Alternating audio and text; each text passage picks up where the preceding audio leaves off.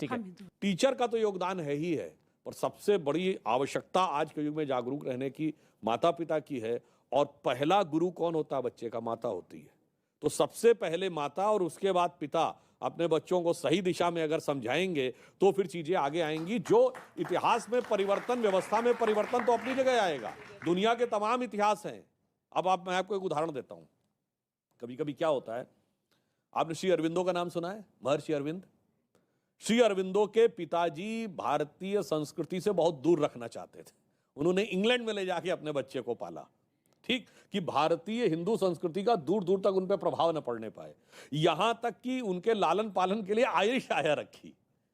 फिर भी जब उनको मौका मिला और उन्होंने पढ़ा तो वो इतने बड़े ज्ञाता बने कि श्री अरविंदो की लाइफ डिवाइन, आप किताब पढ़िए, उनकी सावित्री पढ़िए तो उनको कितनी वैदिक संस्कृति की डेप्थ थी वो समझ में आई। स्वतंत्रता आंदोलन में वो गर्म दल के नेता बने और उन्होंने बड़ा महत्वपूर्ण योगदान दिया। इसलिए मैं कह रहा हूं, जो हमारे यहाँ का यथार्थ, एक बार बच्चों को पढ़वा दीजिए। अरे भाई, इधर उधर की बहुत किताबें पढ़ते हैं, बहुत फिल्में देखते हैं, कभी बैठकर उनसे कहिए भाई तुम बेटा इसको पढ़ के दिखा दो, एक बार तुम पढ़ो तो। उदाहरण के लिए मैं देता हूं, प्रधानमंत्री जी ने योगा शुरू किया, योगा डे।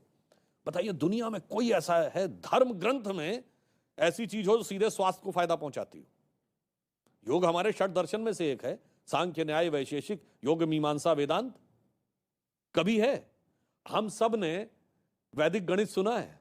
कभी आपने दुनिया में सुना है किसी दूसरे धर्म ग्रंथ में गणित हो?